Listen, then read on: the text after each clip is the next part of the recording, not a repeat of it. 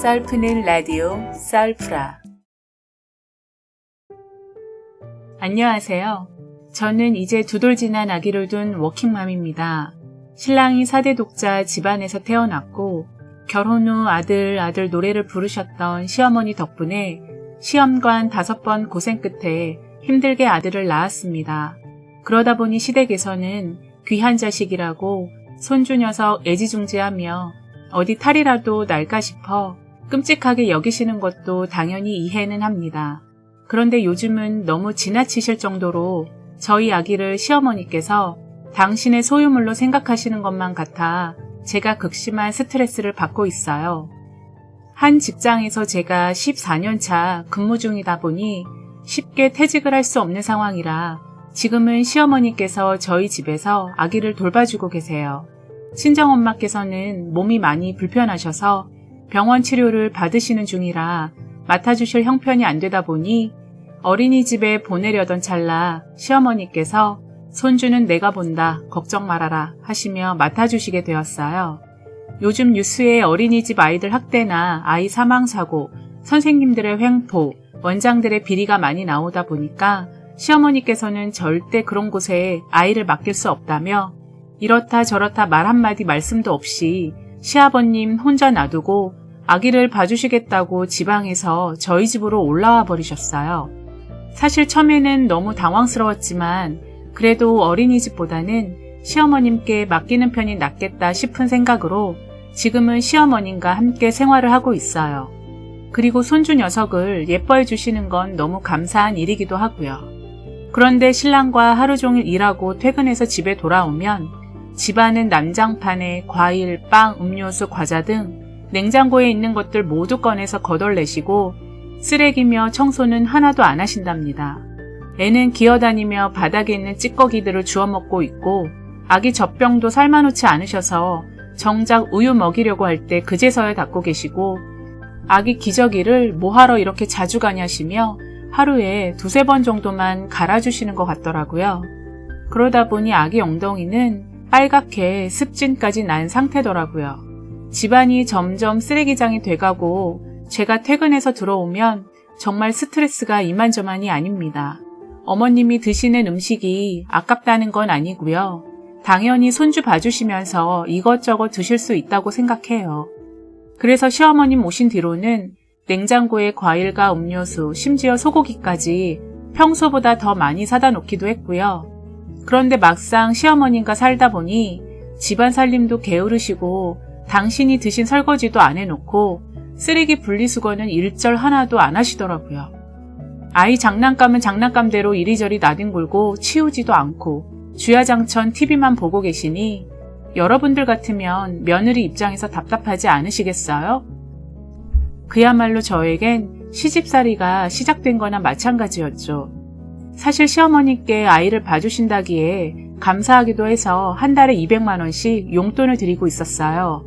물론 생활비는 저희가 내고 있고요. 그런데 집에 오면 전 퇴근이 아니라 다시 일을 시작하는 기분이 드는 건 뭘까요?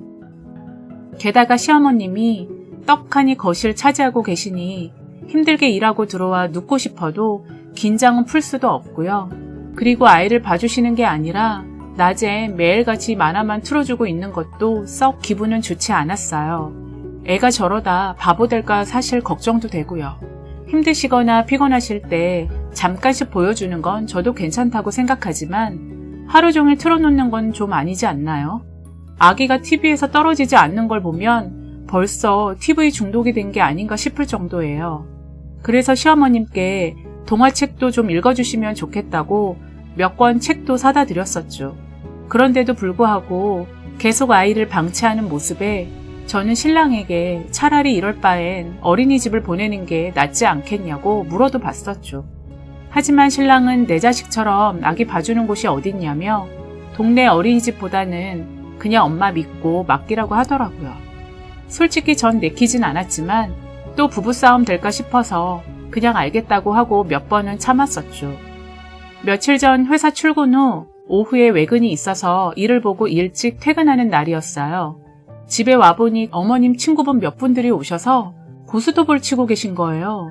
솔직히 그땐 정말 눈 돌아갔죠. 맥주랑 오징어, 땅콩 갖다 놓고 친구분들끼리 큰 소리로 떠드시고 웃으시면서 신나게 화투장을 돌리고 계시더라고요. 전 어머님이 고스톱을 그렇게 좋아하시는 줄 처음 알았습니다. 아니 세상에 이게 말이 됩니까? 아들 혼자 사는 집도 아니고 며느리, 손주 다 있는 집에서 고스톱판을 버리시다니 해도 진짜 너무하신다 싶었죠. 그리고 하루는 몸이 너무 안 좋아서 점심쯤에 반차 쓰고 집에 도착했는데 현관문 밖에서 소고기 굽는 냄새가 진동을 하더라고요.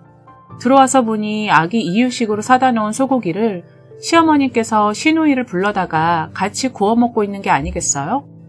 저희 애는 거실에서 TV 보며 뒹굴고 있고요. 그 모습을 보는데 전 너무 화가 나더라고요. 저를 본 시어머니께서는 깜짝 놀라시며 이 시간에 웬일로 들어왔냐 하시더라고요. 시누이도 못 볼 걸 봤나 사례가 걸렸는지 기침을 해대고 딱 보아하니 이런 식으로 시누이 불러다 고기 구워 먹이고 살림살이 거덜낸 게 처음은 아닌 것 같아 보였어요. 소고기 아깝다는 건 아니에요. 그래도 제겐 언제라도 미리 주셔야 되는 거 아닌가 싶은 거죠. 그래서 결국 저는 참고 있던 화가 폭발하고 말았어요. 그리고 어머님께 어머니, 지우 앞으로 어린이집 보낼게요. 어머님도 지금까지 많이 힘드실 텐데 이제 집으로 내려가셔서 편히 지내셨으면 좋겠습니다. 라고 제 딴엔 조심스럽게 말씀드렸어요.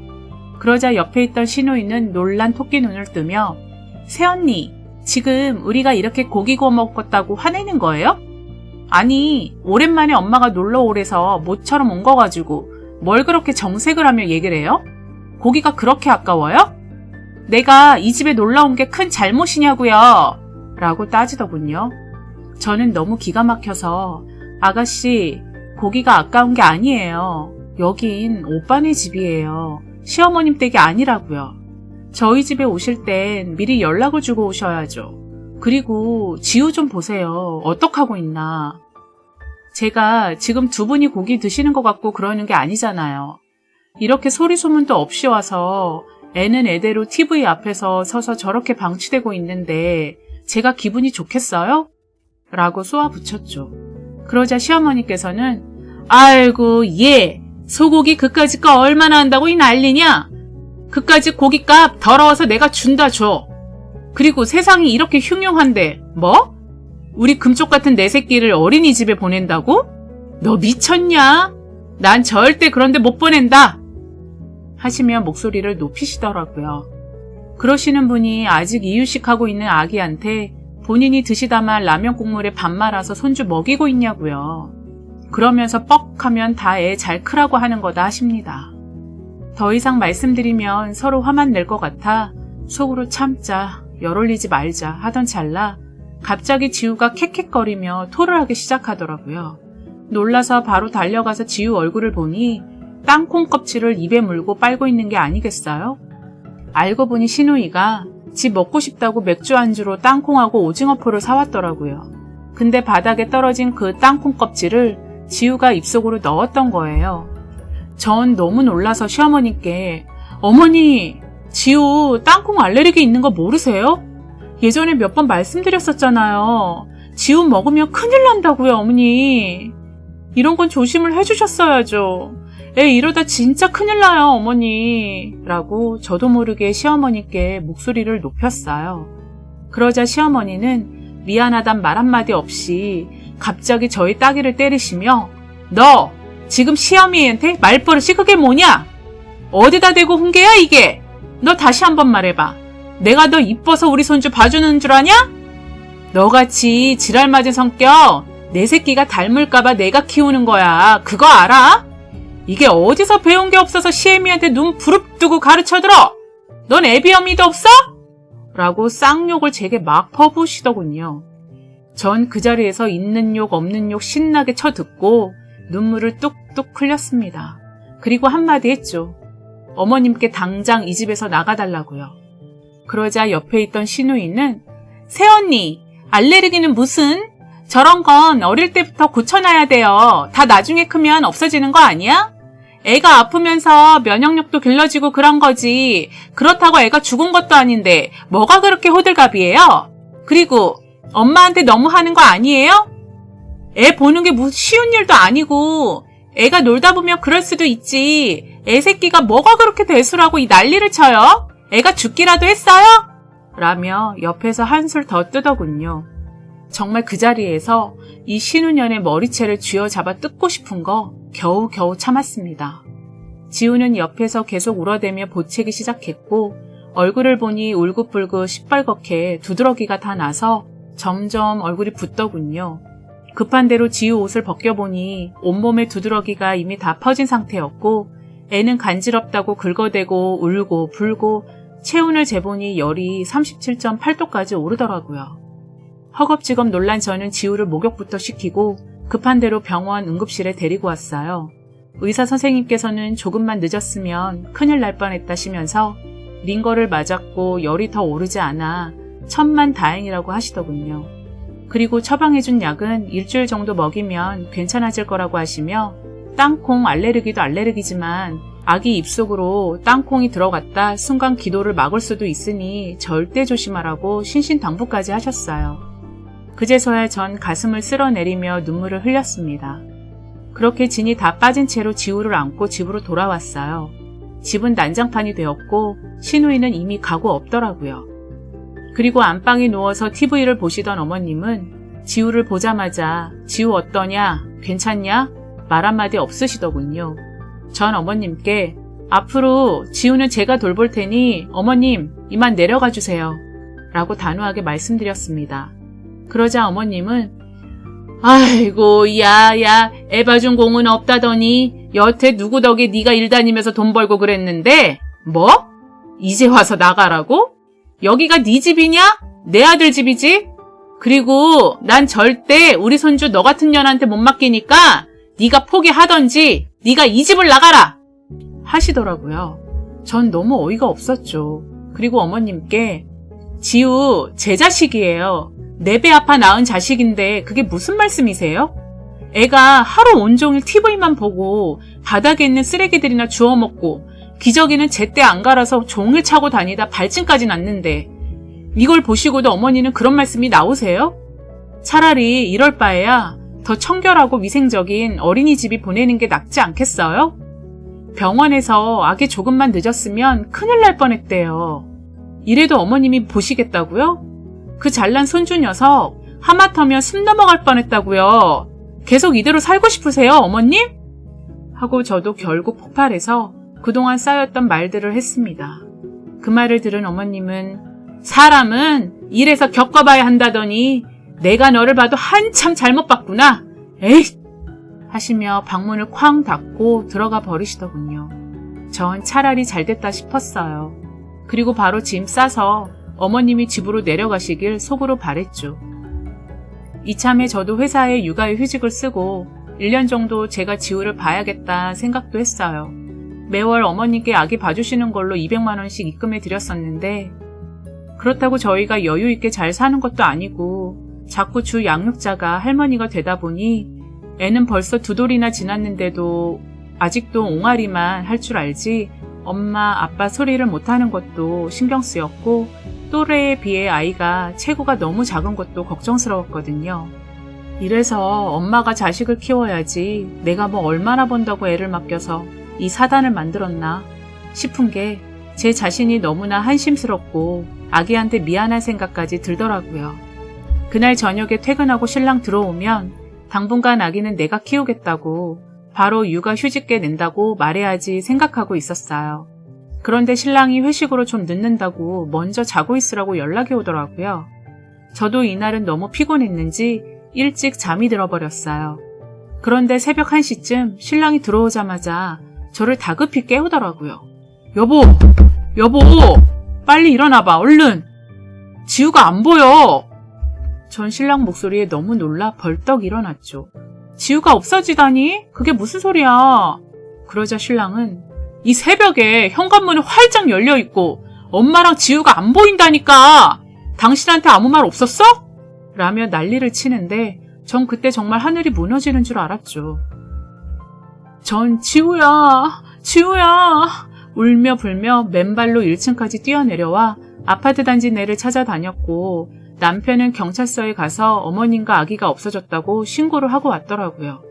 그리고 그 새벽에 온 동네방네를 쥐잡듯이 뛰어다녔지만 어디에도 시어머님과 지우는 보이질 않았어요. 남편과 저는 수십 통이 넘도록 시어머님께 계속 전화를 했지만 전화기는 꺼져 있다고 음성만 나왔고 낮에 그 난리를 치고 간 시누이에게도 전화를 걸었지만 역시나 받지 않았습니다. 전 물 한 모금 마시지 못하고 거의 실신하다시피 했고 낮에 있었던 일을 신랑에게 자세히 설명을 했어요. 아무래도 어머니가 작정하고 지우 데리고 사라진 것 같아. 이게 지금 말이 되는 상황이야? 그 어린애를 데리고 이 밤에 어딜 가셨다는 거야? 전 남편에게 화를 냈고 그제서야 통화가 된 시누이에게 물어보니 자긴 모르는 일이라며 전화를 뚝 끊더군요. 전 남편에게 지우에게 무슨 일이라도 생기면 난 가만히 있지 않을 거야. 낮에 어머님이 내 따귀도 때리셨어. 알아? 내가 아기 열은 계속 오르고 온몸에 알레르기가 났는데도 미안하다 소리 한마디 안 하신 분이 당신 엄마야. 지우한테 무슨 일이라도 나면 난 절대 당신 안 봐. 알겠어? 라고 퍼부어댔죠.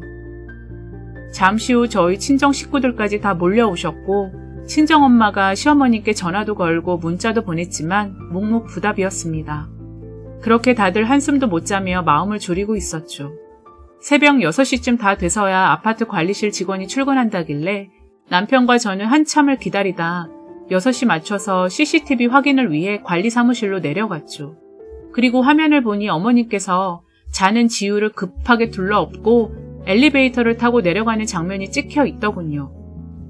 그야말로 애를 납치하듯 부랴부랴 1층 현관문에서 대기하고 있던 콜택시를 타고 가는 장면까지 정말 소름 끼치게 무섭더군요. 관리 아저씨는 화면을 보시며 이분 시어머님 아니세요? 아기를 데리고 어딜 이렇게 새벽에 나가시는 거예요?